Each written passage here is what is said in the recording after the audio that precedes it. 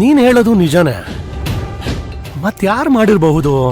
ಮವ, ಯಾರು ಮಾಡಿದ್ರೆ ಏನು? ಸದ್ಯಕ್ಕೆ ಅತ್ತೆಗೇನು ಗೊತ್ತಾಗ್ಲಿಲ್ವಲ್ಲ, ಅದೇ ಸಮಾಧಾನ.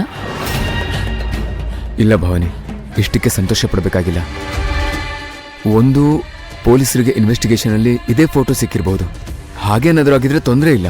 ಆದರೆ ಬೇರೆ ಯಾರೋ ಈ ಕೆಲಸ ಮಾಡಿದ್ರೆ ಫ್ಯೂಚರ್ಲಿ ಇದೊಂದು ದೊಡ್ಡ ಸಮಸ್ಯೆ ಆಗಬಹುದು. ಇದಕ್ಕೆಲ್ಲ ಇರೋದು ಒಂದೇ ಸೊಲ್ಯೂಷನ್. ಏನೋ? ಇರೋ ವಿಷಯನ ಇದ್ದಂಗೆ ಅಮ್ಮನ ಹತ್ರ ಹೇಳ್ಬಿಡೋದು. ಏನಂತ ಹೇಳ್ತೀಯಾ?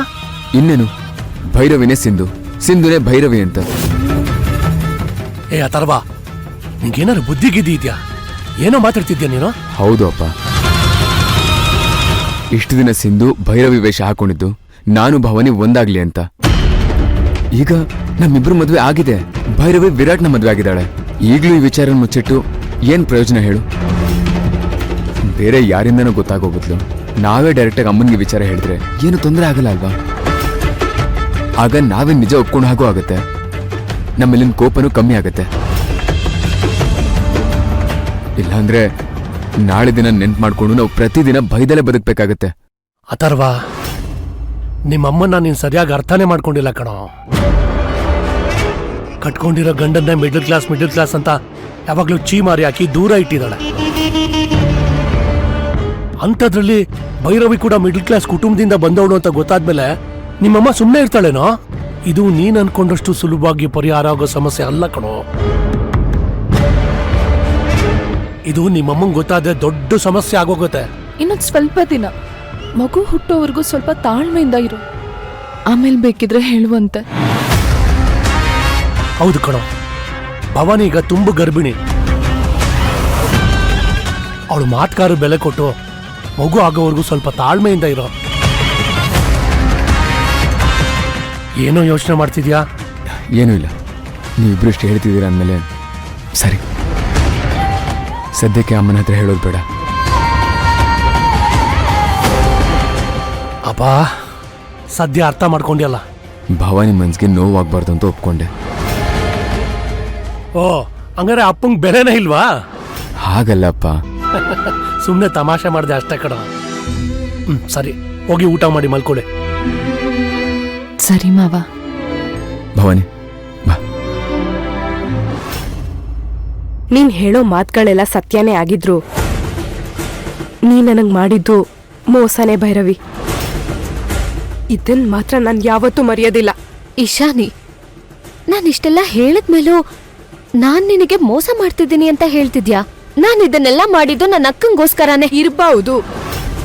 ಒಬ್ರಿಗೆ ಒಳ್ಳೇದ್ ಮಾಡೋದಿಕ್ಕೋಸ್ಕರ ಇನ್ನೊಬ್ರನ್ನ ನಂಬಿಸಿ ಕತ್ಕೊಯ್ಯೋದು ಅಪರಾಧನೇ. ಸರಿ, ನಾನು ಅಪರಾಧಿ ಅಂತಾನೆ ಅನ್ಕೋ. ನನ್ನಿಂದ ನಿನಗ್ ಮೋಸ ಆಗಿದೆ ಅಂತಾನೆ ತಿಳ್ಕೊ. ಆದ್ರೆ ನಿನಗೆ ಕೈ ಮುಗ್ದು ಕೇಳ್ಕೊತೀನಿ, ದಯವಿಟ್ಟು ಅತ್ತೆ ಹತ್ರ ಈ ವಿಷಯನೆಲ್ಲ ಹೇಳ್ಬೇಡ. ಅತ್ತೇನಾ? ಯಾರು ಯಾರಿಗತ್ತೆ? ಅವರು ನಮ್ಮ ಅತ್ತೆ. ನನಗ್ ಮಾತ್ರ ಅತ್ತೆ, ನಿನಗಲ್ಲ.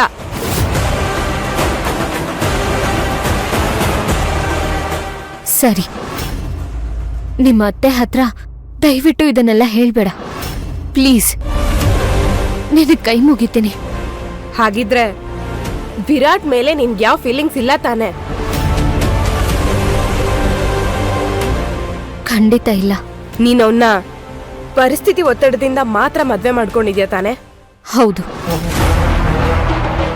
ಸರಿ, ನೀನ್ ಹೇಳ್ತಿರೋದ್ ನಿಜ ಅನ್ನೋದಾದ್ರೆ ನಾ ಅತ್ತೆ ಹತ್ರ ನೀನ್ ಸಿಂಧು ಅನ್ನೋ ವಿಷಯನ ಹೇಳೋದಿಲ್ಲ. ಆದ್ರೆ ಅದಕ್ಕೆ ಬದಲಾಗಿ ನೀನು ನಾನು ಹೇಳೋದನ್ನ ಮಾಡ್ಬೇಕು. ಏನ್ ಮಾಡ್ಬೇಕು ಹೇಳು? ನಾನ್ ಏನ್ ಮಾಡ್ಬೇಕು? ನನ್ನ ಅಕ್ಕಂಗೋಸ್ಕರ ನಾನ್ ಏನ್ ಬೇಕಾದ್ರೂ ಮಾಡ್ತೀನಿ. ವಿರಾಟ್ನ ನನಗ್ ಬಿಟ್ಕೊಡ್ಬೇಕು.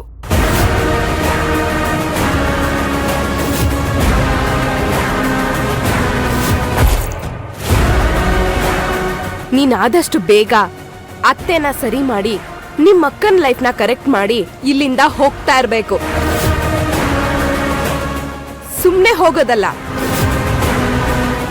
ವಿರಾಟ್ ಮನ್ಸಲ್ಲಿ ನಿನ್ ಬಗ್ಗೆ ತಿರಸ್ಕಾರ ಹುಟ್ಕೋಬೇಕು. ಆ ರೀತಿ ನೀನ್ ಅವನ ಹತ್ರ ನಡ್ಕೋಬೇಕು.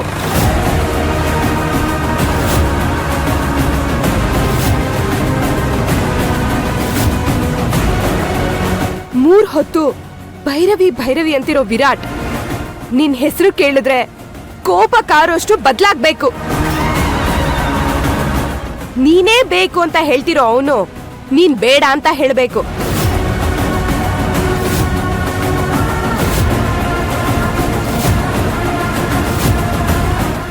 ಹೇಳು ಭೈರವಿ, ಇದ್ ನಿನ್ನಿಂದ ಸಾಧ್ಯನಾ?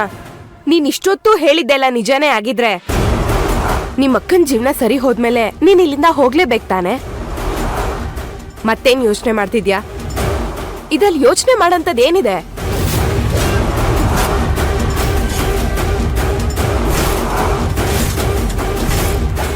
ನಿಜ, ಯೋಚನೆ ಮಾಡೋದಕ್ಕೆ ಏನೂ ಇಲ್ಲ. ಆದ್ರೆ ಒಂದ್ ಮಾತಂತೂ ಸತ್ಯ. ನಾನು ಅವತ್ತು ಹೇಳಿದ್ದು ಅದೇ, ಇವತ್ತು ಹೇಳ್ತಿರೋದು ಅದೇ. ವಿರಾಟ್ ಯಾವತ್ತಿದ್ರು ನಿನ್ನವ್ರೆ. ಆದಷ್ಟು ಬೇಗ ಅತ್ತೆ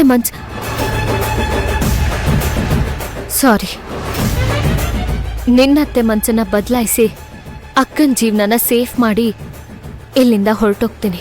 ಹಾಗಂತ ಮಾತಲ್ಲಿ ಹೇಳಿದ್ರೆ ಸಾಲ್ದು. ನಿನ್ ಪ್ರಾಣಕ್ಕೆ ಪ್ರಾಣ ಆಗಿರೋ ನಿಮ್ಮಕ್ಕನ ಮೇಲೆ ಪ್ರಮಾಣ ಮಾಡಿ ಹೇಳು.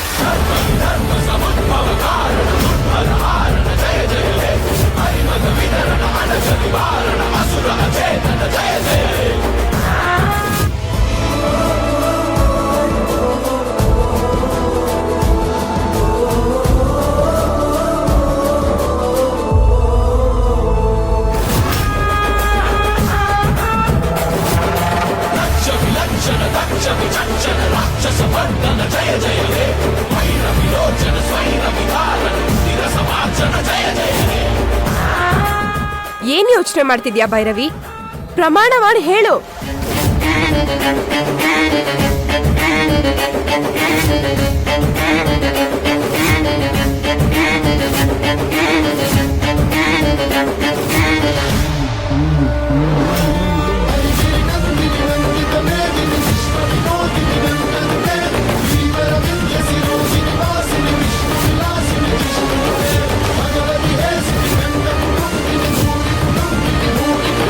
ನಾನು ಹೇಳಿದ್ದೆಲ್ಲ ಸತ್ಯ. ನಾನು ಹೇಳ್ದಾಗೆ ನಡ್ಕೋತೀನಿ. ವಿರಾಟ್ ಯಾವತ್ತಿದ್ರು ನಿನ್ನವ್ರೆ.